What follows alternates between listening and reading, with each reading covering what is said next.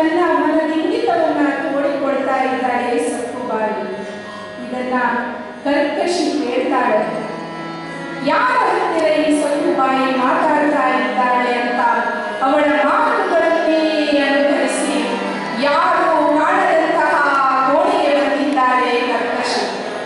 ಅಲ್ಲಿ ನೋಡ್ತಾಳೆ ರಂಗನ ಮೂರ್ತಿ. ಏನೇ ಸಕ್ಕುಬಾಯಿ, ನಮ್ಮ ಮನೆಯಲ್ಲಿ ದೇವರ ಪೂಜೆ ಪದ್ಧತಿ ಇಲ್ಲ ಎಂದು ನಿನ್ನೆ ಮತ್ತೆ ಹೇಳಿದ್ದೇನೆ.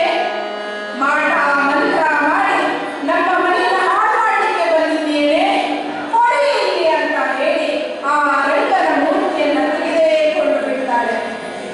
ಸಕ್ಕುಬಾಯಿ ಹೇಳ್ತಾಳೆ, ಅತ್ಯಮ್ಮ, ಇಲ್ಲಿಯವರೆಗೆ ನಾನು ನಿಮಗೆ ಯಾವಾಗಲೂ ಪ್ರತ್ಯುತ್ತರವನ್ನ ಹೇಳಿದವಳಲ್ಲ, ಮುಂದೆ ಹೇಳುವವಳು ಅಲ್ಲ.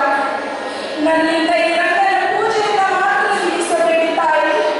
ನಾನು ಬದುಕಿರ್ತಾಳೆ, ನನ್ನ ರಂಗನ ಮೂರ್ತಿಯನ್ನು ಕೊಡಿ ತಾಯಿ.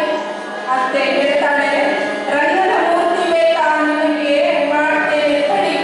ಆ ರಂಗನ ಮೂರ್ತಿಯನ್ನು ತೆಗೆದುಕೊಂಡು ದೂರ ಬಿಸಾಡಿಯೇ ಬಿಟ್ಟಳು ಕರ್ಕಶಿ.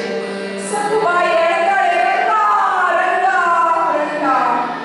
ಆಗ ಅಲ್ಲಿ ಕರ್ಕಶಿಯ ಮಗ ವಿಠೋಬ ಬರ್ತಾನೆ.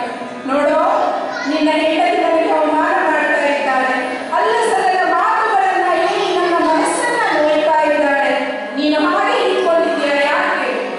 ವಿಠೋಬ ಹಿಂದೆ ಮುಂದೆ ನೋಡದೆ ಇನ್ನೊಂದು ಬೆತ್ತ